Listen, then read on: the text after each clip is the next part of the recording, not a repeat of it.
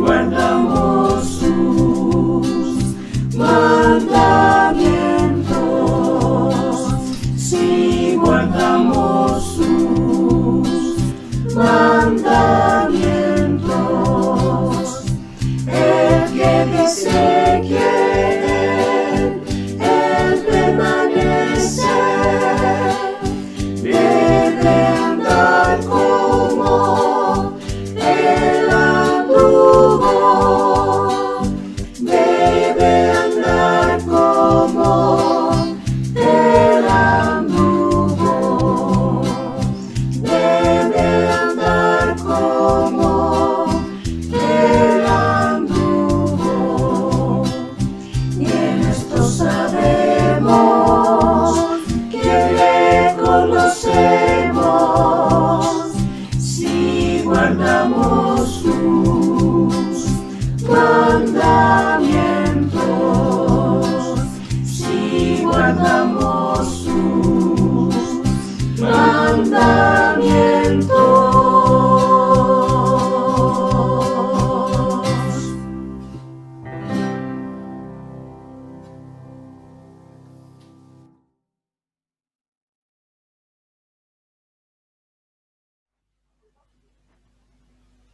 Maravilloso, damos gracias a Dios por el ministerio del conjunto y el ministerio de alabanza y adoración. Gracias, hermanos, por la preparación, una hermosa alabanza que hemos escuchado, ¿no es cierto?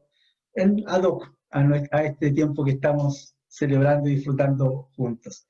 Damos gracias y queremos aprovechar de saludar a todos los que se han integrado durante este tiempo al culto. Gracias por estar con nosotros.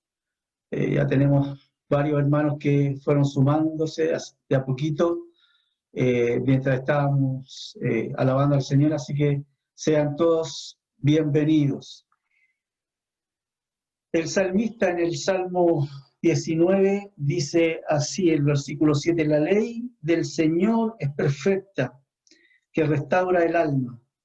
El testimonio del Señor es seguro, que hace sabio al sencillo. Los preceptos del Señor son rectos, que alegran el corazón. El mandamiento del Señor es puro, que alumbra los ojos. El temor del Señor es limpio, que permanece para siempre. Los juicios del Señor son verdaderos, todos ellos justos. Deseables más que el oro, sí, más que oro afinado. Más dulce que la miel y que el destilar del panal. Además, tu siervo es amonestado por ellos. En guardarlos hay gran recompensa. ¿Quién puede discernir sus propios errores? Absuélveme de los que me son ocultos. Qué maravilloso es pensar, hermanos, en el ministerio de la palabra de Dios, en lo que hace la palabra de Dios en nuestras vidas, lo que provoca el testimonio del Señor en nuestros corazones. Y con ese espíritu, con el espíritu de decir al Señor, Señor, tu palabra es admirable, tu palabra es deseable, más que cualquier otra cosa maravillosa en este mundo. Háblame, amonéstame con tu palabra. Y yo los quiero invitar a tener esa actitud esta mañana al escuchar la palabra del Señor. ¿Sí? Así que vamos a dejar con ustedes al hermano Jaime. Hermano Jaime, adelante nomás, somos todos suyos. Señor, háblanos a través de tu mensajero esta mañana. El Señor lo bendiga. Gracias, pastor. Buenos días a quienes no he tenido el privilegio de poder saludar. El pastor hablaba cuando iniciábamos el culto en la oración principal, decía oír tu voz, escuchar tu palabra, decía el pastor, y concuerdo con lo que dice esta mañana. ¿Con qué corazón venimos hoy día a escuchar la voz del Señor? ¿Con qué ánimo? ¿Con qué deseo? ¿Qué es lo que el Señor quiere transmitirnos en este día? Y simplemente poner un corazón de discípulo, poder entender de que el Señor es quien hoy día tenemos la bendita oportunidad de poder escuchar la palabra del Señor. Y vamos a seguir en esta serie que hemos estado trabajando, estudiando, analizando en el mes de septiembre, que tiene que ver con la contingencia en el título del mensaje, en el título de la serie, como pecado, una pandemia mundial. Y este pecado obviamente afecta a la humanidad por completa. El mes de septiembre para nosotros es un mes especial, estamos a horas de iniciar la primavera, así que ya hay un cambio de estación, los días son más largos, así que septiembre marca una diferencia, y esperemos también que el mensaje también marque una diferencia en nuestras vidas, en nuestros corazones. Así es que en esta serie del pecado, una pandemia mundial, hoy día ponemos nuevamente, como lo dije la vez anterior, un eslabón más a esta enseñanza. Ya vamos en nuestro tercer domingo de este mes de septiembre, ya estamos a 20 de septiembre. ¿Y qué es lo que vemos nosotros? Si has podido seguir la enseñanza del Señor, ¿qué es lo que nos ha mostrado? Nos ha mostrado cómo el pecado ha afectado al hombre en su relación con el Señor. Cómo el hombre es indiferente al pecado y es guiado, ¿cierto?, por sus propios intereses. Hemos hablado también acerca de la definición de pecado. Yo creo que usted ya lo tiene claro. Y la semana pasada veíamos, y le habíamos puesto como título al mensaje, pecado, un hecho consumado, que una vez que se comete, da a conocer quién realmente somos, y que además de eso hay un costo en cuanto a sus consecuencias. Y en este eslabón más, en esta enseñanza más respecto o referente al pecado, yo quiero partir con algo, dar el inicio con algo, hacerlo pensar. Y para eso quisiera que se tomara simplemente 30 segundos, una vez que yo me silencie. ¿Para qué? Para que usted pueda pensar en el acto que ha realizado y que en definitiva ese acto le hizo errar al blanco, de no dar la gloria de Dios.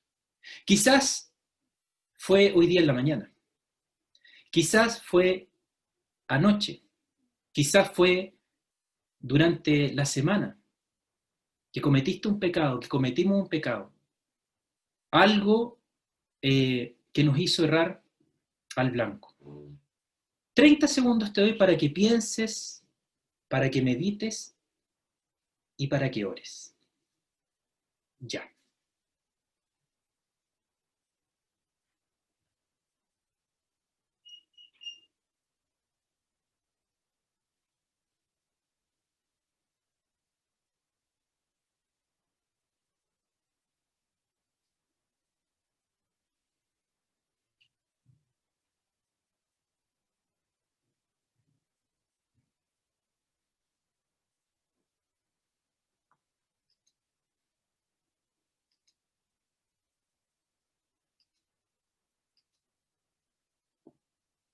Gracias. ¿Sabes qué? La idea de este ejercicio es poder visualizar el pecado que hubo quizás en mí. ¿Y de qué manera lo pudiste enfrentar? Es darnos cuenta de que el pecado afecta nuestras vidas, de que el pecado afecta mi comunión con Dios, de que el pecado te muestra algo maravilloso, pero que el fin es muerte. El pecado en la Biblia describe cómo el hombre se engaña a sí mismo. El comportamiento humano fallido, la tendencia está anclada en estos deseos e impulsos egoístas que te obligan a actuar en beneficio propio o a costa de otros. ¿Y qué es lo que vamos a ver hoy día? La enseñanza va a estar puesta en Romanos capítulo 6. Romanos capítulo 6. ¿Y sabes cómo le he puesto como título a este mensaje? Sirvo a mi Rey Cristo. Ese es el título. Qué raro. El mensaje quizás, el título, pero ese es el título. Sirvo a mi Rey Cristo. Romanos capítulo 6. Vamos a dar lectura del versículo 12 al 14. Si no lo ha encontrado, si no tiene su Biblia a mano, César amablemente desplegó ya el texto en la pantalla, así que vamos a seguir la lectura de esta manera. Versículo 12. Recuerde que leemos de la Biblia de las Américas. Por tanto, no reine el pecado en vuestro cuerpo mortal, para que no obedezcáis sus lujurias, ni presentéis los miembros de vuestro cuerpo al pecado como instrumentos de iniquidad, sino presentaos vosotros mismos a Dios, como vivos de entre los muertos, y vuestros miembros a Dios como instrumentos de justicia. Y versículo 14. Porque el pecado no tendrá dominio sobre vosotros, pues no estáis bajo la ley, sino bajo la gracia. Oramos al Señor. Amado Dios, te damos gracias por esta mañana donde comenzamos a reflexionar en cuanto al pecado. Te damos gracias porque sabemos que a través de la sangre de Cristo encontramos el perdón de nuestros pecados. Y eso es lo que hoy día quisiéramos pedirte, Señor. Si en algo te hemos fallado, si en algo te hemos ofendido, si en algo no hemos errado al blanco, Señor, si en algo hemos errado al blanco de dar la gloria a tu nombre, Padre, te rogamos que tú nos puedas perdonar. Y que en esta mañana nos ayudes a poder escuchar, entender y de sobremanera poner en práctica tu palabra que tanto beneficio trae a nuestras vidas.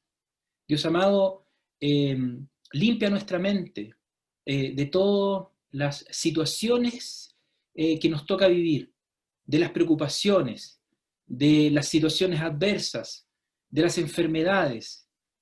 Limpia nuestra mente para hoy día estar conectados con tu palabra, conectados, bendito Dios, escuchando el mensaje de tu palabra, Señor, para beneficio y para edificar nuestras vidas espirituales. Te damos gracias por este momento que tenemos de poder compartir tu palabra libremente. Te rogamos esta bendición en nombre de Cristo Jesús. Amén. Bien. Sirvo a mi Cristo, sirvo a mi Rey Cristo, el mensaje de esta mañana. Y como número 1, quisiéramos poner en el punto número 1 que no soy esclavo del pecado. No soy esclavo del pecado. Fíjate lo que dice el verso 12. Por tanto, no reine el pecado en vuestro cuerpo, lujurias. Del verso 12 al 14, estamos hablando del segundo párrafo del capítulo 6. Y en este segundo párrafo es importante la palabra por tanto.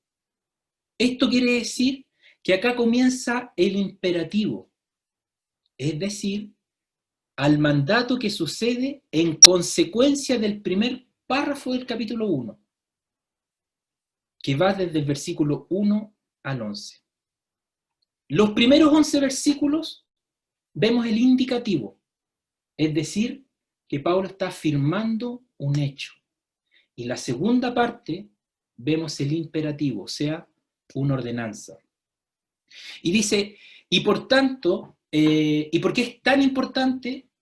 Simplemente porque Pablo está indicando, está manifestando, está dando a conocer qué es el creyente. El creyente es un hombre muerto al pecado. El creyente ha sido sepultado con Cristo. ¿Por medio de qué? Por medio de su bautismo. Eso es lo que estamos viendo en la primera parte del capítulo 6. Que así como fuimos semejante a Él en su muerte, también lo seremos, ¿cierto?, en su resurrección. Y que también que nuestro viejo hombre fue crucificado con Él. Eso es lo que estamos viendo en la primera parte del capítulo 6. Entonces, hemos sido crucificados con Él. ¿Para qué? Para que nuestro cuerpo de pecado fuera destruido. ¿A fin de qué? De que ya no seamos esclavos del pecado. Anuncia también Cristo que murió al pecado de una vez y para siempre. Y que el creyente debe considerarse muerto al pecado. Lo que Pablo establece del verso 12 es un mandato. Dice, no reine el pecado. Por el bautismo, el creyente ha sido unido e identificado con Cristo. Y por tanto, este se ha unido, ¿cierto?, en su muerte en cuanto al pecado. Estamos unidos en Cristo. Cristo murió, Cristo venció al pecado. Y eso nos une, ¿cierto?, también nosotros al Señor. Cuando las concupiscencias, cuando estos malos deseos de la carne atraen, ¿cierto?, la voluntad del hombre, el pecado reina en él con un dominio absoluto. ¿Qué éramos antes de llegar a Cristo? Éramos hombres y mujeres pecadores. El pecado reinaba, ¿cierto?, sobre nuestras vidas.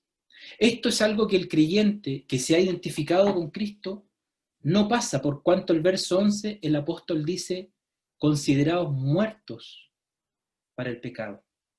O sea, hay una diferencia entre un antes y un después. Hay una diferencia entre el viejo hombre y este nuevo hombre. Cuando hablamos de que el pecado reina en la vida del hombre, lo que el apóstol está diciendo es que el pecado gobierna la vida de ese hombre. Pablo escribió a los Efesios y le habla a la iglesia y le dice que en cuanto a vuestra anterior manera de vivir, os despojéis del viejo hombre que se corrompe según los deseos engañosos. Fíjate, nos corrompemos por un deseo, pero es un deseo engañoso. Decíamos al principio y meditábamos al principio cómo el pecado afecta a nuestras vidas, que se presenta como algo positivo, como algo bueno, como algo deseable, pero que al final es totalmente engañoso. Que reina el pecado es simplemente llevar una conducta inapropiada al deseo de Dios, contraria a la enseñanza del Señor y su palabra. Es una vida de engaño y además es una vida corrupta a los ojos de Dios. Es una conducta propia de la naturaleza caída. La consecuencia o resultado que el pecado reine en la vida del hombre es que éste se hace esclavo y, fíjate bien, le obedece. La palabra griega para obedecer, lo quiero leer bien, es hupakouo, que tiene un significado de oír bajo. ¿Qué quiere decir esto? Es en cuanto a la subordinación, es decir, es sometido, que escucha con atención para luego obedecer sus lujurias. Cuando hablamos de lujuria, nos referimos en el texto griego a los deseos, a la pasión, a la codicia, a la concupiscencia, a los malos deseos. El cuerpo es el instrumento de pecado. Y cuando el texto se refiere al cuerpo, se refiere al hombre completo en todas sus facultades, tanto físicas, mentales y emocionales. Si Cristo está reinando en la vida del creyente, este no debe permitir que el pecado prevalezca en su cuerpo corruptible, donde se encuentran las pasiones que son totalmente contrarias a Dios. Fíjate que es interesante notar que quien gobierna la vida del hombre, el hombre a este le obedece. Si reina Cristo, la obediencia es a Cristo y a su palabra. ¿Y cuál es la consecuencia de esto? Es simplemente satisfacer los deseos del espíritu. Por el contrario, si reina o gobierna el pecado, la consecuencia es satisfacer los deseos de la carne, es decir, los placeres momentáneos que ofrece el mundo. Sirvo a mi rey, Cristo. ¿Qué es lo que está gobernando tu vida? ¿Qué es lo que está gobernando mi vida? ¿Hacia dónde apuntan nuestros deseos? ¿Hacia dónde apuntan el deseo de satisfacer nuestra vida? ¿Si a la vida espiritual o a este mundo, que es pasajero, que es momentáneo, que ofrece exitismo, pero que al fin de cuentas son solamente placeres pasajeros? La exhortación es que el creyente no permita que el pecado sea el rey en su vida. El pecado puede controlar el cuerpo mortal del creyente al punto de esclavizarlo, y al esclavizarlo obedece al pecado y no a su Señor. El súbdito al rey le rinde pleitesía. Y fíjense los monarcas de este mundo. Todos los súbditos le rinden pleitesía. Todos los súbditos le rinden obediencia. El creyente debe mantenerse en Cristo, de lo contrario caerá en pecado. Cristo, sirvo a mi Cristo, sirvo a mi Rey, Cristo, y es a Cristo a quien nosotros le debemos obediencia. Es a Cristo a quien nosotros le debemos pleitesía. Es a Cristo a quien nosotros honramos y glorificamos. ¿Cómo sirvo a mi Cristo? Número 2. ¿Cómo sirvo a mi Rey Cristo? Número 2. Porque somos instrumentos de justicia. Fíjate bien lo que dice el versículo número 13. Ni presentéis los miembros de vuestro cuerpo al pecado como instrumentos de iniquidad, sino presentaos vosotros mismos a Dios como vivos de entre los muertos, y vuestros miembros a Dios como instrumentos de justicia. En la misma línea de la enseñanza de la carta a los Romanos, así como el imperativo en el punto número 1 es que no reine el pecado, ahora el apóstol exhorta a la iglesia con otra palabra referente al pecado, y esta tiene que ver con paristemi, que significa estar junto a, que es la palabra presentar. Veíamos que en el punto 1 no debe reinar el pecado en nosotros, en el creyente. El punto número 2 es que nuestro cuerpo sea un instrumento, somos instrumentos de justicia.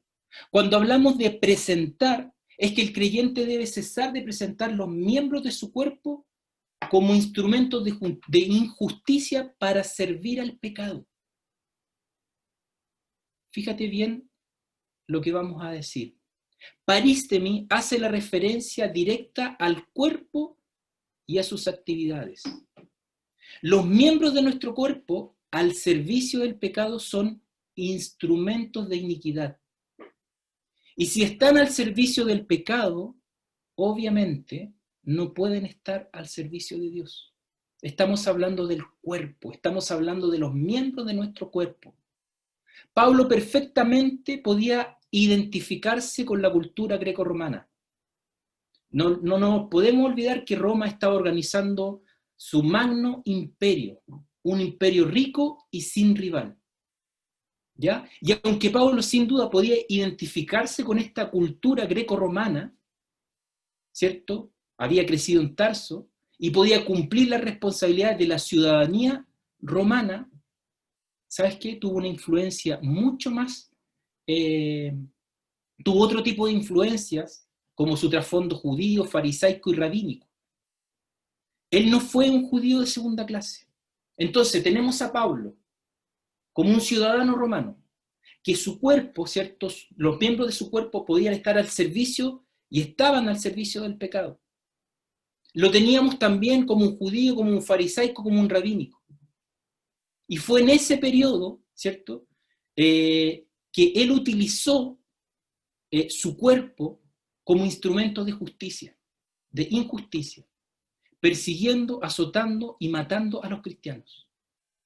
Pero hubo una influencia mayor en Pablo, y esa influencia fue importante y fue vital, y que produjo un cambio radical en la vida del apóstol, que fue la aceptación de Jesús como su Mesías y su Señor. Gálatas 1, 15, 16. Pero cuando Dios, que me apartó desde el vientre de mi madre y me llamó por su gracia, tuve a bien revelar a su Hijo en mí para que yo le anunciara entre los gentiles. No consulté enseguida con carne y sangre. ¿Qué quiero decir con esto? Que Pablo en su ciudadanía romana utilizaba su cuerpo, los miembros de su cuerpo, como un instrumento de injusticia. Pero cuando llegó Cristo a su vida, cuando provocó ese cambio radical en la mente y en el corazón de Pablo, no solamente fue una transformación del corazón, sí, de decir, ahora yo soy cristiano, sino que todo su accionar, sino que todo su ser, se produjo un cambio tan radical, un cambio tan importante, que ya no mataba ni perseguía a cristianos, sino que al contrario, anunciaba el Evangelio de Jesucristo. Cuando viene Cristo a la vida del creyente, no es tan solo una transformación espiritual, sino que debe haber un cambio radical en nuestra conducta, en nuestro cuerpo. Los órganos de nuestro cuerpo están al servicio ¿de qué? ¿De la justicia de Dios o de la injusticia de este mundo? Su contacto con la enseñanza cristiana que tenía a disposición Pablo, su llamamiento misionero, su apostolado, lo llevaron, por cierto, a utilizar los miembros de su cuerpo como instrumento de justicia. Por eso, la gracia del Señor está en su vida. Y yo te hago una pregunta. ¿Qué miembro del cuerpo puede ser un instrumento de iniquidad? Quizás tu lengua, quizás tus ojos, quizás tus oídos, quizás tus pensamientos. Estos y otros miembros del cuerpo no deben estar al servicio de la corrupción en que el creyente fue sacado. El cuerpo del creyente debe presentar su cuerpo en sacrificio a Dios, es decir, en dedicación completa a Él. La misma palabra, paristemi, está escrita en Colosenses 1:28. A Él nosotros proclamamos, amonestando a todos los hombres y enseñando a todos los hombres con toda sabiduría, a fin de poder presentar, paristemi, presentar a todo hombre perfecto en Cristo. Si Pablo está hablando, no presentéis los miembros de vuestro cuerpo al pecado, Pablo está afirmando, ¿cierto?, en Colosenses, de presentar, ¿cierto?, a estos hombres como hombres perfectos en Cristo. Y aquí lo que vemos es un paralelo en la palabra.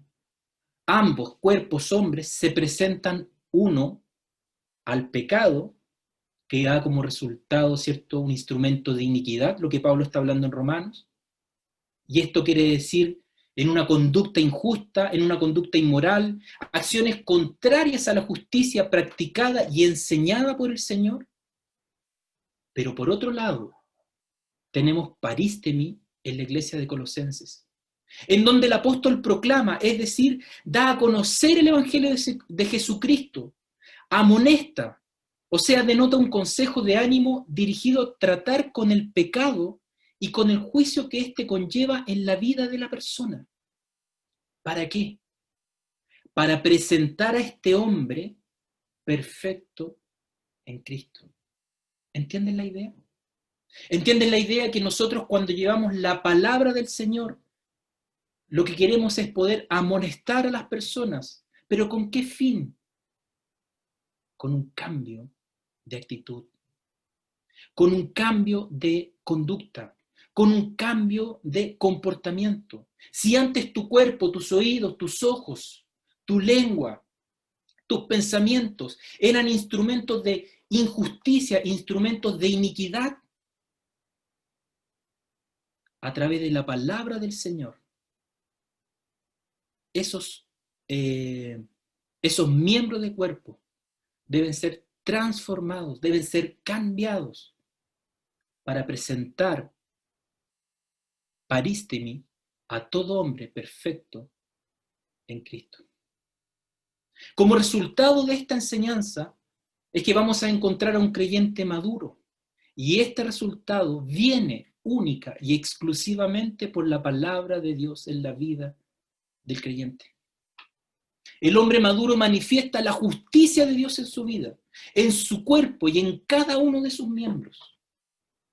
Ya los miembros no son instrumentos de injusticia, sino que lo que yo hablo es para honrar y bendecir al Señor. Sino lo que yo escucho es para honrar y bendecir al Señor.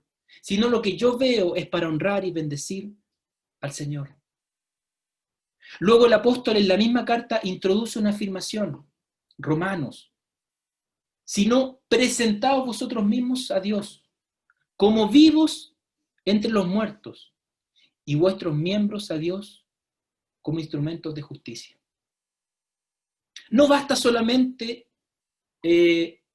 no presentar los miembros de nuestro cuerpo al pecado, confirmando, como dice Pablo a los Romanos en el capítulo 6, versículo 6, que nuestro viejo hombre fue crucificado con él para que nuestro cuerpo de pecado fuera destruido.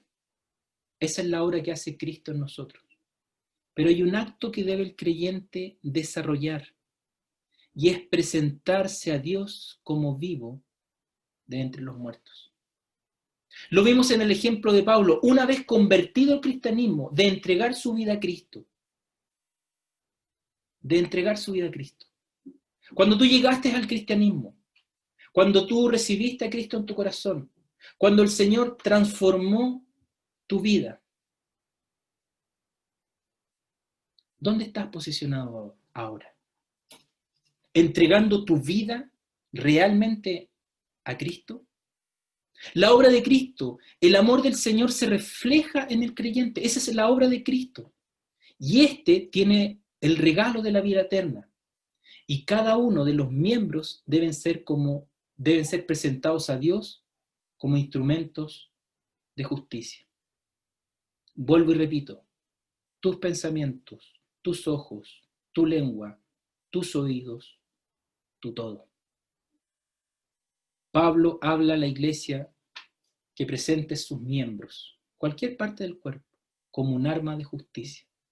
Es decir, presentar el cuerpo para honrar a Cristo. De esta manera el pecado no tendrá dominio en el creyente. La justicia tiene que ver con una conducta correcta. En acciones contrarias a la iniquidad que antes se practicaba. Y volvemos al ejemplo de Pablo. Pablo perseguía a los creyentes. Una actitud contraria a la que Dios establecía. Pablo, una vez que fue traído al Evangelio de Jesucristo, una vez que fue convertido, todo su cuerpo practicaba la justicia de Dios. Pablo le dice al propio Timoteo, procura con diligencia presentarte a Dios aprobado. Primera de Pedro 2:11 dice, amado, os ruego como a extranjeros y peregrinos, que os abstengáis de las pasiones carnales que combaten contra el alma. Mantened entre los gentiles una conducta irreprochable, a fin de que en aquello que os calumnian como malhechores, ellos por razones de vuestras buenas obras, al considerarlas, glorifiquen a Dios en el día de la visitación. ¿Te das cuenta que cuando hay una transformación, que cuando Cristo viene a la vida de una persona, es para transformar todo su ser? Los miembros presentados a Dios como instrumentos de justicia es para hacer el bien, es decir, lo que le agrada a Dios. Y si no sabemos cómo hacerlo, si no entendemos cómo hacerlo, bueno, para ello está la Biblia, la obra del Espíritu Santo, para cada uno de sus hijos, para fortalecer la conducta correcta frente a este mundo inconverso y seguir cultivando mi carácter cristiano. La lucha que tenía Cristo con los escribas y fariseos era porque su conducta errada al blanco. No manifestaban ni el amor de Dios, ni el amor a las personas. Eran personas entenebrecidas en su pensar y en su actuar, amadores de sí mismos, egoístas y apartados totalmente de la gloria de Dios. Es decir, hombres pecadores que los miembros de su cuerpo eran instrumentos de injusticia y de iniquidad. Seguimos avanzando. Dijimos al principio, ¿cómo sirvo a Cristo, mi Rey? Número 1, no siendo esclavo del pecado.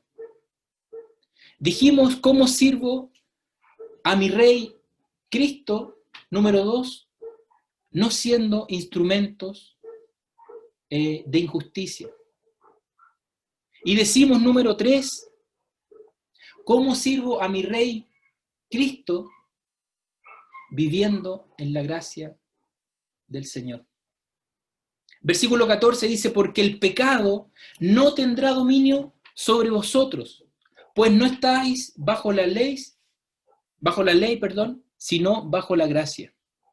Y llegamos al punto final de esta enseñanza este día domingo. Hemos dicho no tan solo hoy, sino que los domingos anteriores, que el pecado es dañino y que su fin es la muerte eterna. Pero también hemos dicho que el pecado esclaviza a la persona, lo ciega y lo aparta de Dios. De aquí Pablo dice, porque el pecado no tendrá dominio sobre vosotros. Esta es una verdad absoluta. El pecado no tendrá dominio sobre vosotros. Se está refiriendo a los creyentes de Roma. El pecado no tendrá poder controlador, ni gobernará la vida de los hijos de Dios. En esta nueva naturaleza, el creyente ha salido de la esclavitud del pecado y el creyente puede vivir una vida santa. Esto no significa que el creyente no lucha contra el pecado o que Satanás busque al creyente para seducirlo o tentarlo con el fin de que caiga en pecado o que por las mismas concupiscencias, por estos malos deseos, el creyente se vea seducido y se deslice a pecar. Así como el pecado entró al mundo por un hombre, y por este hombre vino la transgresión, y por este hombre vino la muerte, por Cristo vino la gracia, la vida y el don de justicia. Versículo 21 del capítulo 5 de Romanos dice, para que así como el pecado reinó en la muerte, así también la gracia reine por medio de la justicia para vida eterna mediante Jesucristo nuestro Señor. Pablo lo que establece entre la ley y la gracia es que este creyente ya no es gobernado o controlado por el pecado. Ahora Cristo es su Señor. Y junto a él luchará de la influencia del pecado en su vida. La gracia del Señor es parte de la vida del creyente. El creyente en Cristo no está bajo el dominio de la ley como regla. Romanos 3:20 dice, porque por las obras de la ley ningún ser humano será justificado delante de él, pues por medio de la ley viene el conocimiento del pecado. Pablo a Timoteo en el primer capítulo le habla entre los versos 3 al 11 y hace una advertencia. Por un lado le habla diciendo que el propósito de nuestra instrucción, dice, es el amor nacido de un corazón puro, de una buena conciencia y de una fe sincera. O sea que Pablo le está hablando a Timoteo en este capítulo 3 que el creyente tiene 3 características: una buena conciencia, un corazón puro y una fe sincera. Ese es el amor de Dios. Y estas 3 características del creyente es de una persona que ha nacido de nuevo, que no está bajo la ley. Pero por otro lado, enfatiza en el verso 8 de 1 Timoteo capítulo 3, pero nosotros sabemos, dice Pablo, que la ley es buena si se usa legítimamente, reconociendo esto, que la ley no ha sido instituida para el justo, sino para los transgresores y rebeldes, para los impíos y pecadores. Y da a conocer 9 acciones más de pecado en esta lista. 1 Timoteo capítulo 3, versículo 8 en adelante.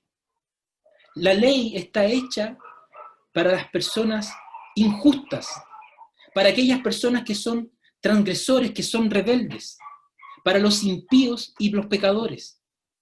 Y dentro de estas 9 acciones más de pecado, termina con el verso 10 diciendo, y para cualquier otra cosa que es contraria a la sana doctrina. ¿Qué es lo que dice Timoteo en la primera parte? El amor nacido de un corazón puro, de una buena conciencia y de una fe sincera. ¿Y qué es lo que muestra desde el versículo 8 en adelante? Personas que son transgresores, personas que son rebeldes, personas que son impías, personas que son pecadoras. La ley está hecha para cualquier otra cosa que es contraria a la sana doctrina. La ley prohibía o establecía normas y demandas para bendición o maldición, pero no proveía el poder, no proveía, ¿cierto?, de poder alguno para la vida. Estar bajo la ley es estar bajo el dominio del pecado. Bajo la ley se manifiesta, señorío, el dominio en la vida del hombre, siendo sus acciones perversas. La gracia, por otro lado, es el favor. La gracia es la bondad de Dios, siendo nosotros inmerecedores de esa gracia. El creyente en esta nueva naturaleza goza de una participación espiritual con Cristo y se identifica con Él. Estar bajo la gracia es contar con todos los recursos que emanan de nuestra unión con Cristo. Estar bajo la gracia es que el pecado ya no reina en la vida del creyente. Pero esto no significa de ningún modo que surja este pensamiento de que hay que practicar el pecado para que la gracia abunde. Vivir en pecado es lo directamente opuesto a morir al pecado. La muerte con Cristo, tal como se ha profesado en el bautismo, no es desde luego vivir en el pecado, sino que es llevar una vida apartada del pecado y llevar una vida allegada a Cristo. Entonces, en conclusión, ¿qué es lo que vemos? Que generalmente cuando hablamos de pecado, llevamos nuestros pensamientos a aquellos pecados que son visibles o que son pecados íntimos, pero no con consecuencias públicas. Hablamos de los pecados como mayores o más graves, algo así como una escala de pecado. Un pecado chiquito, un pecado más grande. Y esto depende de la consecuencia. Si la consecuencia es mayor, el pecado es mayor. Si la consecuencia es menor, el pecado es menor. Error. El pecado es pecado. Rara vez también hablamos del pecado que tiene que ver con los miembros de nuestro cuerpo, que solo nosotros y obviamente el Señor conoce. Es ahí donde nosotros hablamos, ¿cierto?, de los sentidos. Es ahí donde hablamos de nuestros pensamientos, de los ojos, de los oídos, de la lengua. ¿Qué estás mirando? ¿Qué estás escuchando? ¿Qué estás hablando? ¿Qué estás pensando? ¿Se manifiesta el orgullo? ¿Se manifiesta la ira? ¿Se manifiesta la envidia? Y quizás cuántos otros pecados que claramente hacen errar al blanco de dar la gloria a Dios. Para Dios, el pecado es pecado. Y todo pecado lo ofende. Y todo pecado te aparta de su comunión. Todo pecado sobrepasa la línea. todo pecado. Por ello es que hemos visto en esta enseñanza, ¿cierto? Nos invitó a ver cómo sirvo a mi Rey, Cristo.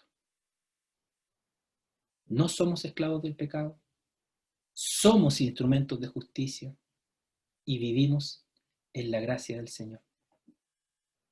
Y para poder aplicar este mensaje, para poder llevarlo a cabo, para que no solamente quede como una enseñanza que terminando este culto virtual, apagando el computador, quizás nos olvidamos de ella, es que te invito a poder aplicarlo durante esta semana.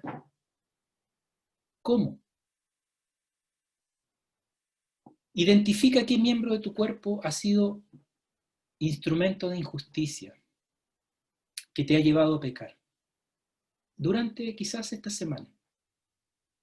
Quizás fueron tus palabras, quizás fueron, lo hemos dicho toda la mañana, quizás fueron tus ojos, quizás tomaste atención a cosas que no debiste escuchar, no quisiste apartarte para no escucharlas. Quizás en tus pensamientos se forjaron ideas o situaciones donde se provocó envidia, celos, contiendas. ¿Cuál miembro de tu cuerpo fue utilizado como un instrumento de injusticia que te llevó a pecar? Si lo logras identificar, te invito a que tomes un tiempo de oración y de confesión al Señor. Para que precisamente así como Pablo fue transformado, nuestra vida también siga siendo transformada en nuestras acciones, en nuestra conducta, digo. Y podamos alcanzar, ¿cierto?, la madurez cristiana. Seguir alcanzando cada vez, parecernos más y más a Cristo. Entonces toma ese tiempo de oración y de confesión al Señor. Y como número 2, si lograste identificar ese miembro de tu cuerpo que fue utilizado como instrumento de injusticia, y una vez confesado ese pecado, bueno, llévalo como instrumento de justicia. Si escuchaste algo y dijiste, ahí identifiqué ese instrumento de justicia, y tienes la oportunidad de volver a escuchar, no lo hagas. Y vas a estar aplicando el mensaje. Si esta semana viste algo que no debiste haber visto y quieres que tus ojos glorifiquen al Señor, no lo vuelvas a mirar. No lo vuelvas a decir. No lo vuelvas a pensar. De esta manera nosotros aplicamos que estamos sirviendo a Cristo, nuestro Rey. Y que yo no soy esclavo del pecado, porque con Cristo soy libre. Y que mi cuerpo es para ser instrumento de justicia para el Señor. Y que por la gracia del Señor, yo vivo en su gracia, siendo una persona inmerecedora de la gracia de Cristo. Tenemos 2 aplicaciones. Pensar cuál miembro de nuestro cuerpo ha sido un instrumento de injusticia. Y número 2, para que ese mismo miembro de nuestro cuerpo sirva como justicia esta semana para la gloria del Señor. Te invito a orar, hermano. Te damos gracias, Padre Celestial, por tu palabra. Dios amado, he hecho mi parte, he preparado, he estudiado, he leído. Ruego que la obra del Espíritu Santo también siga trabajando fuertemente en la vida y en el corazón de cada uno de mis hermanos y también en mi propia vida, Señor. Ayúdanos, Padre, a que podamos esta semana servirte como nuestro Rey,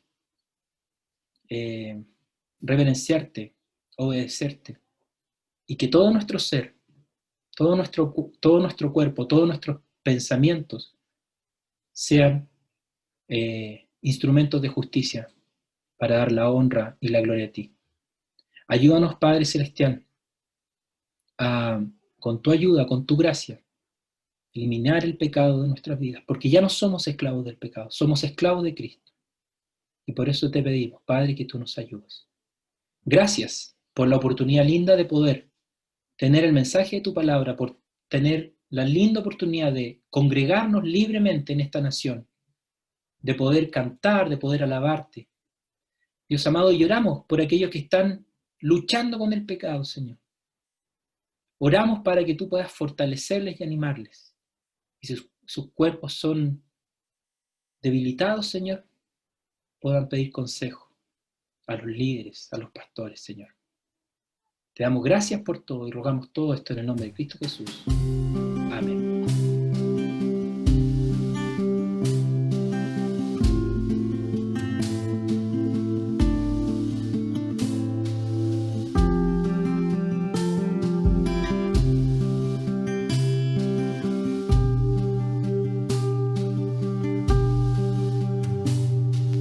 Firme tu gracia, salvo por fe, en tu dulce abrazo me rendiré y no hay nadie más que tú. Eres perfecto, me pierdo en tu paz, tu fidelidad me hace cantar y tu amor es la luz de mi ser. Y mis ojos alzo a ti, autor de la creación, y maravillado estoy de tu gloria, vivo para adorar, Salvador, Rey del cielo.